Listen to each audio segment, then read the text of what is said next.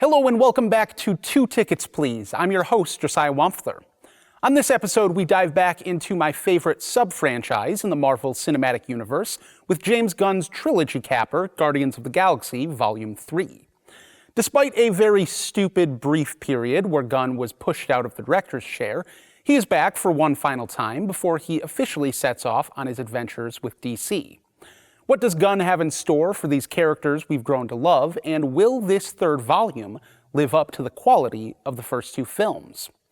Then we're going back a bit to April, a surprisingly excellent month for movies, and a very busy one for me personally.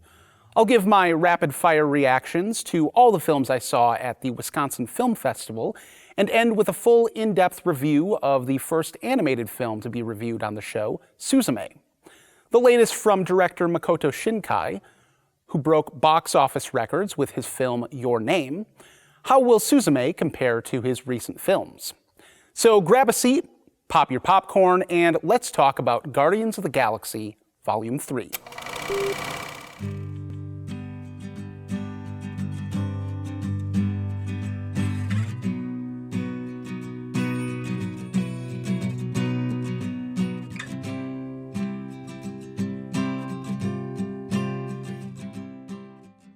After 6 years away, the Guardians of the Galaxy are finally back with Volume 3. Stymied by the ill-advised temporary firing of James Gunn, the team's participation in Marvel's larger universe, and a global pandemic, it took us a while to get here. But I am very happy to report that this film is far better than Marvel's previous outing earlier this year. Much has happened since the team last had a solo adventure. There was the fight against Thanos, in which Quill made some major mistakes. Gamora was briefly killed. Groot went through a whole childhood and adolescence. Gamora was brought back without any memory of the Guardians, and there was even a whole holiday special.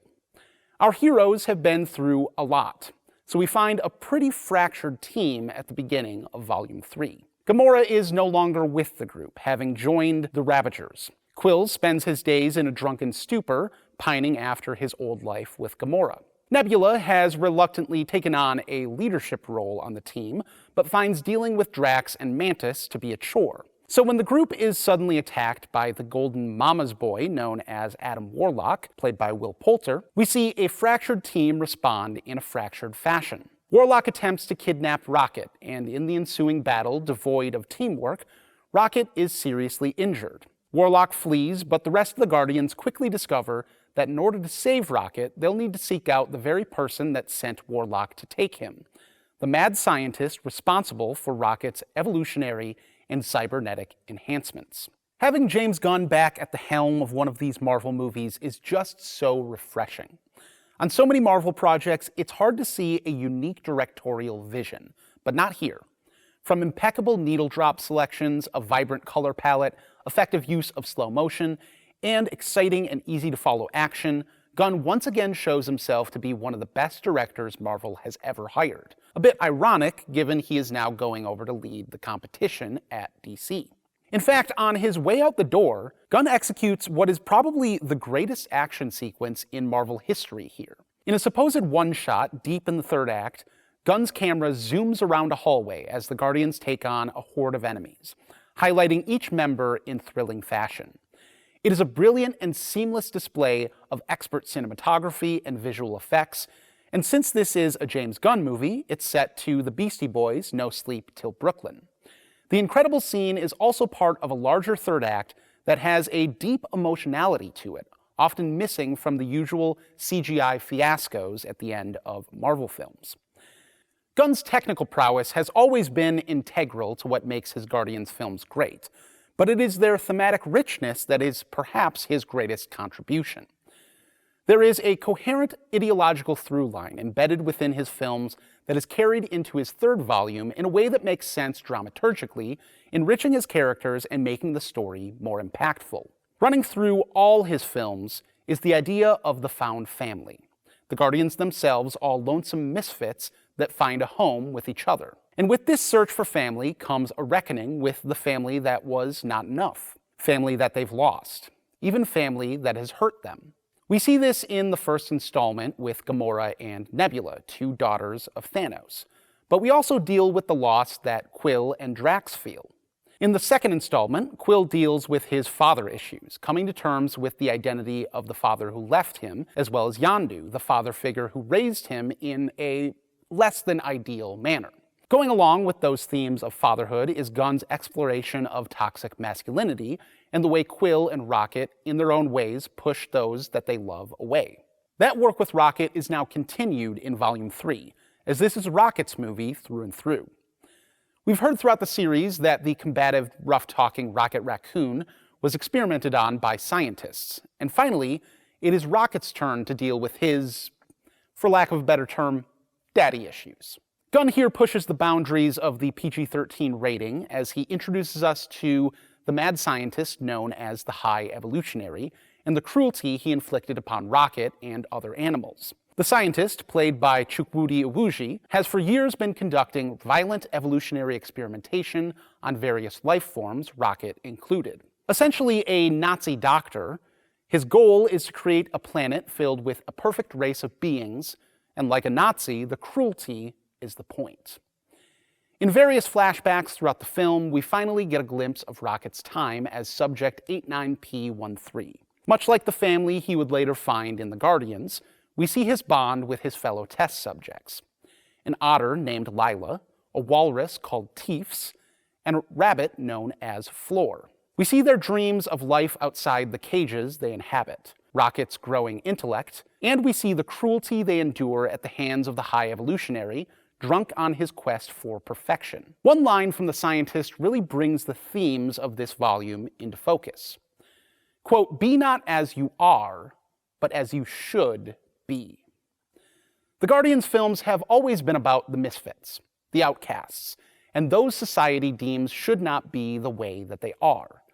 The entire reason we love these characters is not because of their perfection, but because of their imperfection. It doesn't matter how these characters should be because we love them as they are.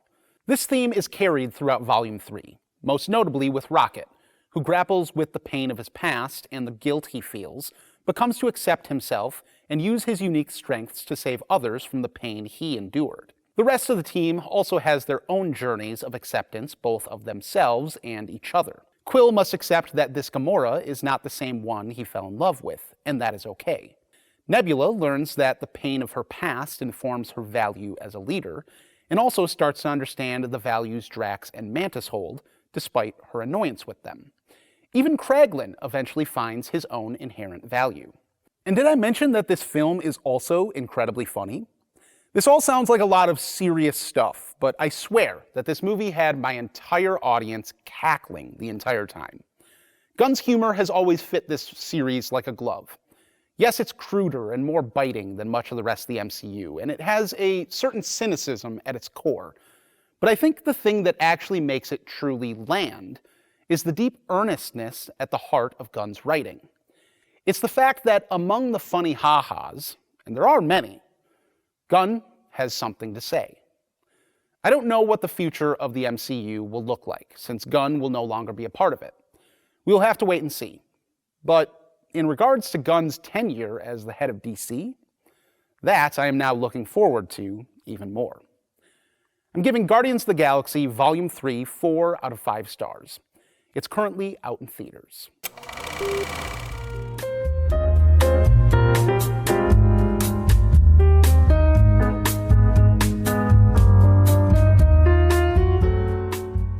Another year of the Wisconsin Film Festival has come and gone, and what a fantastic year it was, if ultimately a bit bittersweet. The festival featured the final showings ever at the now closed AMC Hilldale Theater, before it gets turned into a parking lot or luxury condos, courtesy of the constant quest for corporate profits in late-stage capitalism. Making the loss of the space even sadder was the fact that the festival proved to be better stewards of the space than AMC ever was.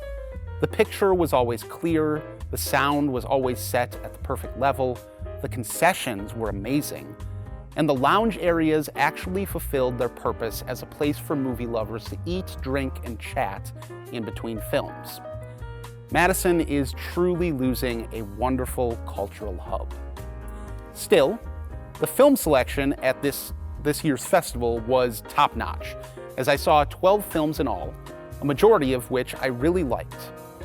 Most of those films were new releases, and I will focus exclusively on those. The opening night of the festival kicked off with the Ukrainian dark comedy Luxembourg, Luxembourg. With a dynamic visual style and two great central performances, the film centers on two twin brothers who find out that their estranged father is dying in Luxembourg and must decide what they're going to do about it. The comedy ended up working much better than the darker parts of this dark comedy, but overall, I still had a good time. Another middle-of-the-road film for me was the documentary Geographies of Solitude, which ended up being a bit more science-focused than I was anticipating. Following a lone researcher living on the tiny, unpopulated Sable Island for several decades, the film features incredibly gorgeous 16mm cinematography and incredibly immersive sound. Ultimately, though, the film ended up being far more interested in the cold, hard facts and data being collected than the broader human questions contemplating solitude and why this woman has chosen to embrace it. Love Life from Japanese director Koji Fukada kind of blew me away, though. It's a vibrant and patient rumination on grief following a horrible tragedy and the effects that process has on a relationship. It shows how a tragic event like the one suffered by the central couple can bring even older wounds to the fore. Fukada's ability to deftly convey these themes through cinematic language was impressive, and one of the many reasons I will be seeking out his films in the future.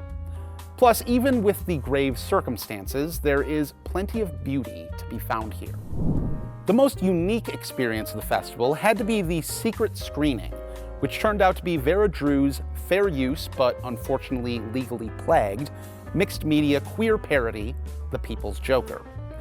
After premiering at the Toronto Film Festival last year, Warner Brothers has prevented its wide release, despite it clearly being a legal parody.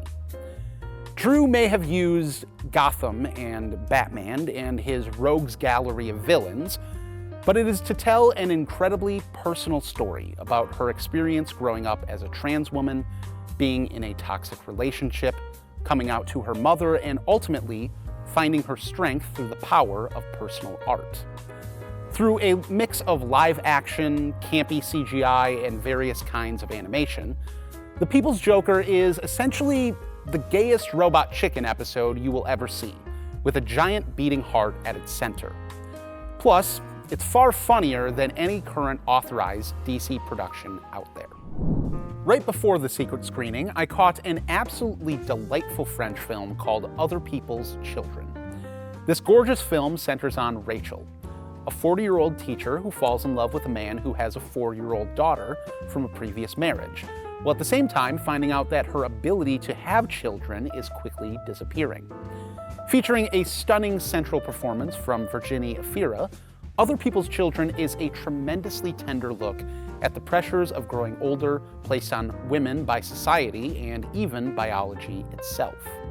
It speaks to the complicated nature of being in a relationship with someone who already has children, the pain of being an outsider in a familial unit, and the ways one can scratch the parental itch outside of parentage. Director Rebecca Zlotowski is another filmmaker I will be exploring further, as the way she translates this emotional story to the screen is absolutely breathtaking. These final 3 films were so good, they will certainly compete for my best of the year list. First up, I saw Joyland and Kokomo City on the same night, which was fitting, as both films are radical presentations of the trans experience in different ways. Joyland is a Pakistani film that follows an unemployed man who lives with his father, his brother's family, and his wife. Pressured by his father to get a job, he stumbles into employment at an exotic dance club as a backup dancer. Though he has no dance experience, he is instantly taken with a dancer he sees perform who happens to be a trans woman. He takes the job, though it comes at the expense of his wife's wishes, who is forced to quit her job as a hairdresser to fulfill more wifely duties at home. The cinematography in Joyland was easily the best I saw at the entire festival. Every frame is meticulously considered and exquisitely rendered, and I was completely awestruck all the way through. And it is that beauty that helps connect us to these flawed characters and this story that is ultimately quite tragic. Amongst the beauty, we see the harsh realities trans people face in Pakistan, the often pitiful cowardice of men, and the ways in which the gender binary and the patriarchal systems it upholds are in the end damaging to us all and corrosive to our very humanity. Kokomo City talks about these things in a much more blunt fashion.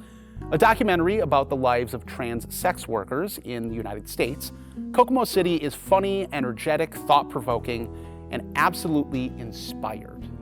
This film has style for days, which partially comes from the high-contrast black and white cinematography, but the snappy and kinetic editing is also part of the equation, along with the film's incredible soundtrack that runs the gamut from whimsical to profound. To think that the whole thing was edited on iMovie by director and editor D. Smith is simply insane. Kokomo City doesn't stray too far from the normal talking head documentary format, but the smaller details in the editing and the stories from these trans sex workers make it feel incredibly radical. Queer folks simply speaking their truth is inherently radical in our cis-het-dominated world. But the conversation that D. Smith has weaved together is also radical in and of itself. These women are just saying what is true in their lives, but it all adds up into a dialogue that is incredibly impactful and one that everyone should be a part of, especially right now when trans rights are under assault. In fact, one of the subjects of the film, known as Coco Dadal, was murdered in Atlanta just days after I saw the film. It's a brutal reminder of the dangers Black trans women face in America. Lastly, my favorite film of the entire festival that had me in tears throughout was Blue Jean. The film follows a British Phy Ed teacher named Jean in the late 1980s during the Thatcher years. Jean is a lesbian, albeit a carefully closeted one given the increasing hostility in the country toward queer folks, especially those who are educators. This is a point of contention between her and her girlfriend Viv, who is open about her sexuality, and it leads to a conversation that is perhaps the thesis of the entire film. Quote, "Not everything is political," Jean says. And Viv responds, "Of course it is." When a student of Jean's runs into her at a gay bar, Viv's words slowly start to sink in, as Jean sees that whether she likes it or not, her life is inherently political in a world that denies her very humanity. But what I loved so much is that this isn't just a film about bad things happening to queer folks a long time ago. It is about Jean's political awakening, about her realizing that she is in a struggle for survival, and the only real response to that is taking pride in her queerness, though that is an admittedly difficult and radical act, especially in her circumstances. Ultimately, Blue Jean may be a film about a lesbian teacher in the 1980s, but this story remains sadly prescient, as you can clearly see the parallels to the political battle trans folks are facing in schools all across the United States today. With stunning visuals from director Georgia Oakley and an absolutely transcendent central performance from Rosie McEwen, Blue Jean is a highly emotional and technically brilliant work of queer filmmaking that I will certainly be returning to. That wraps up my coverage of the 2023 Wisconsin Film Festival. I want to thank everyone at the fest that helped make it such an incredible year. Now let's move on to my review of Suzume.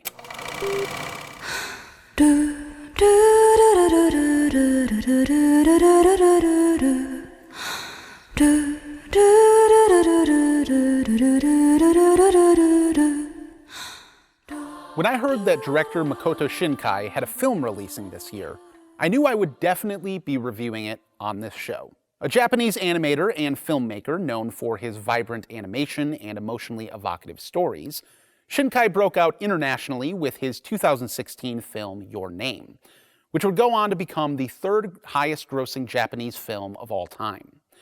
It's the film I discovered him through and one of my personal favorites. His follow-up in 2019, Weathering with You, also cracked the top 10 at the all-time box office and became another personal favorite of mine. Now with his latest film Suzume nipping at the box office record of Your Name, Shinkai has truly proven himself to be an international sensation. The excitement surrounding him has even led some to call him the new Hayao Miyazaki, a compliment he has reportedly been uncomfortable with. The comparison is an honor, for sure, but in some ways unfair, because while Shinkai is working in the same medium as the Studio Ghibli titan, his work is clearly distinct from Miyazaki's. Shinkai himself has almost seemed purposely to separate himself from the work of the legend at times, eschewing the more fantastical stylings of the typical Ghibli film. Yet with Suzume, Shinkai finally seems to be ready to lean into the influence Miyazaki has had on him, and the result is truly fantastic. The odes to Miyazaki in Suzume are plentiful, with many direct references to works of his, but the overall story shows clear influence as well, as Shinkai finally goes full fantasy. The titular Suzume is a high school girl living in coastal Japan with her aunt following the death of her mother many years prior. One day she is stopped by a mysterious boy named Sota, who asks her if there are any ruins nearby. She points him in the direction of an abandoned town in the mountains and continues on to school. But soon curiosity gets the better of her, and she ventures after him. As she wanders the desolate town looking for the mysterious Sota, she comes upon a door in the middle of a pool of water, a stunning sight to behold. The door, as Suzume discovers when she opens it, is a portal to another dimension of some kind, but one that she cannot enter. She returns to school, and when a small earthquake starts to shake her coastal town violently, she looks out toward the abandoned mountain town. Though no one else can see it, she spies a dark entity, snake-like, towering above the mountains. She rushes back to the door where she finds Sota fighting to close it in order to lock the dark creature away. She helps him and discovers that this is just one of many doors all across Japan, and if they are not locked, the snake-like creature will escape and destroy the country. So Suzume joins Sota on his quest to close all the doors, a quest that is complicated when a cat turns Sota into a three-legged chair, possibly the most Miyazaki plot point in all of Shinkai's work. Now I want to refrain from digging much deeper into the plot of Suzume, because it's just better to experience without too many spoilers. And while there is certainly much to say about the technical aspects of the film, the cultural background and thematic intentions behind Suzume are most important to understand going in. Still, to put it in a few words, Shinkai's animation remains technically marvelous and beautiful beyond words. This is yet another stellar score from Shinkai's favorite rock band, the Radwimps, and the Japanese voice cast is pitch perfect. Plus, despite the quite serious themes at the center of the story, Suzume happens to be Shinkai's funniest film to date. Now, I've seen some reduce Suzume to that movie about a girl falling in love with a chair, but that completely misses the point of the film. And really, to call this just a love story is to cheapen it. No, Suzume is much deeper than that. It's a profound and nuanced meditation on grief, both the immense personal grief of a child losing a parent and the immeasurable grief of an entire nation following a great disaster. Yes, Shinkai uses a fantastical narrative filled with devious cats, wobbly chairs, and a precocious schoolgirl to speak about it, but Suzume at its core is actually about the 2011 Tohoku earthquake and tsunami. On March 11, 2011, a gigantic earthquake occurred off the coast of Japan that caused heavy destruction on the mainland and triggered a tsunami that hit Japan with terrible force. In the end, nearly 20,000 people lost their lives, thousands were injured, and Japan suffered $360 billion in property damage. It remains one of the worst natural disasters in the last 20 years. Over a decade after the tragic events, Shinkai wanted to make something that grappled with the national grief surrounding the disaster and pay homage to the many who lost loved ones, especially the children who grew up like Suzume without a parent. One of Shinkai's most beautiful touches in Suzume is that in order to close the doors and stop future tragedy, Sota and Suzume must call upon the strength of the people who once inhabited the now abandoned locations surrounding the doors. For Shinkai, the very act of remembering is powerful, and it's a lesson that Suzume discovers in her own personal journey of grief as well. While the 2011 disaster is obviously Shinkai's main focus thematically, if you look at Suzume in conjunction with the filmmaker's previous film, Weathering with You, there is even more to draw out.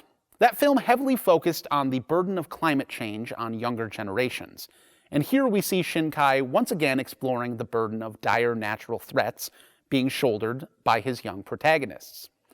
Despite the clear link to the 2011 disaster, it's hard not to also connect the dark snake-like creature to climate catastrophe as well, and the numerous abandoned places to frontline communities hit hardest by man's abuse of the natural world. But while Shinkai empathized with more pessimistic feelings surrounding the fight against climate change in Weathering with You, in Suzume, I actually see a man grappling with that despair and finding hope.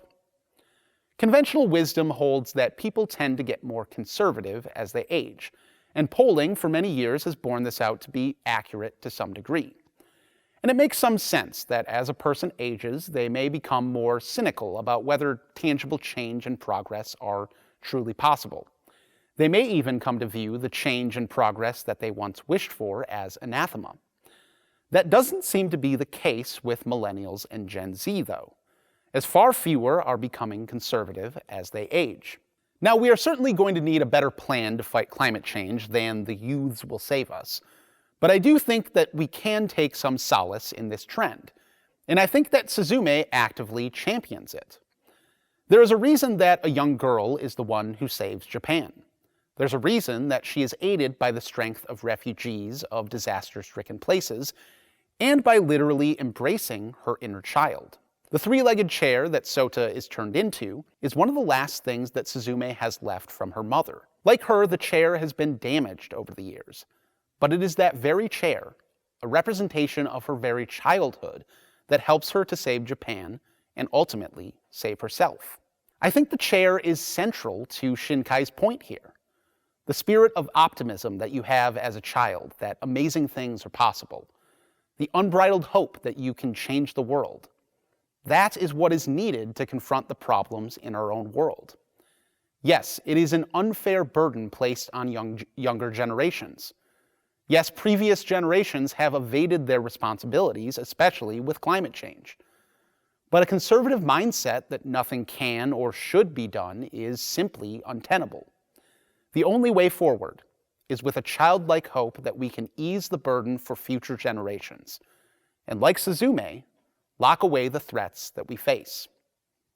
Suzume is such a special film, an incredible achievement in animation. Makoto Shinkai has hit another one out of the park, and I'm giving his latest 4.5 out of 5 stars. Suzume is currently out in theaters. That wraps up another episode of 2 Tickets Please. You can check out more of my written content at 2ticketsplease.substack.com. Thanks for watching.